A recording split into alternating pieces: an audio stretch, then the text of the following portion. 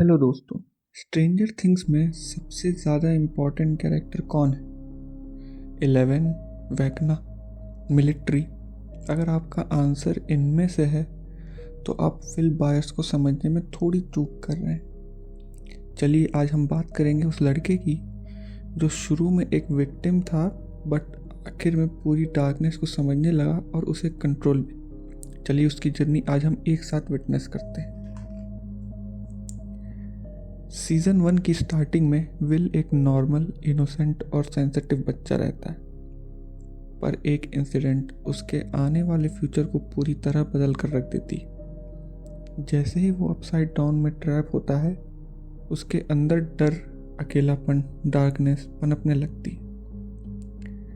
उस वक्त उसका माइंड बस एक चीज़ सीखता है, वो है किसी भी तरह करके सरवाइव करना।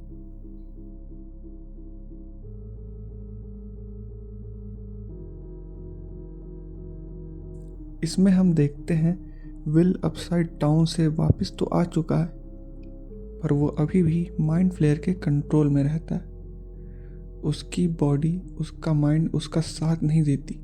रियल लाइफ में भी हम ये देखते हैं, ट्रॉमा के बाद अक्सर बॉडी और माइंड डिसोसिएट करने लगते हैं। सबसे पेनफुल चीज़ तो ये है कि जो विल फील कर पा रहा था वो ना ही उसके फ्रेंड्स और ना ही उसकी फैमिली फील कर पाते।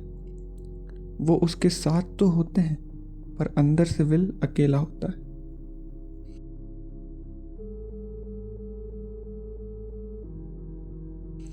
इस सीज़न में हम विल की पर्सनल लाइफ को देखते हैं। उसके फ्रेंड्स जहाँ ग्रो कर रहे होते हैं, रिलेशनशिप्स, फ्यूचर प्लानिंग, इन सब में बिजी रहते हैं, वहीं विल अभी भी ट्रॉमा से जूझ रहा होता है।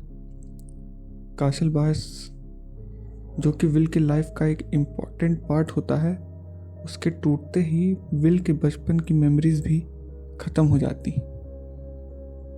विल अब धीरे धीरे खुद को सबसे अलग रखना शुरू कर देता है। हम रियल लाइफ में भी उन बच्चों में अक्सर देखते हैं जो किसी ट्रॉमा से गुजर रहे होते हैं।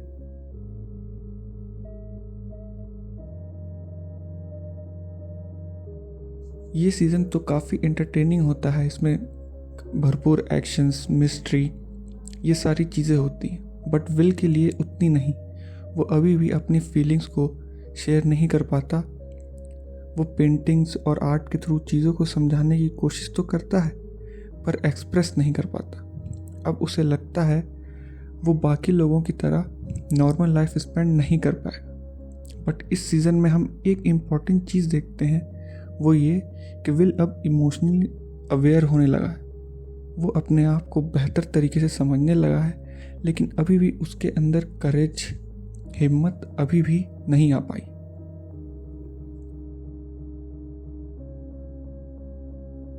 विल का सरप्राइजिंग कैरेक्टर आर्क, जैसा कि हम पहले से जानते हैं, विल डार्कनेस और वैकना को समझने तो लगा है, लेकिन उसे वो पुश या मोटिवेशन नहीं मिल रही थी जिससे वो फाइट बैक कर सके।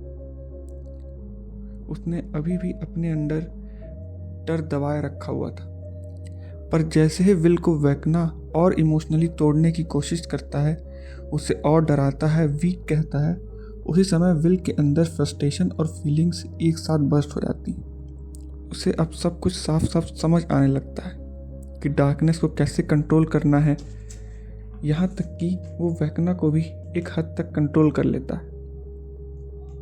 इस जर्नी से हम ये चीज़ जानते हैं, स्ट्रेंजर थिंग्स की स्टोरी कभी 11 वैकना की थी ही नहीं, वो हमेशा से विल की ही स्टोरी रही है। तो बस ये थी विल की कैरेक्टर आर्क।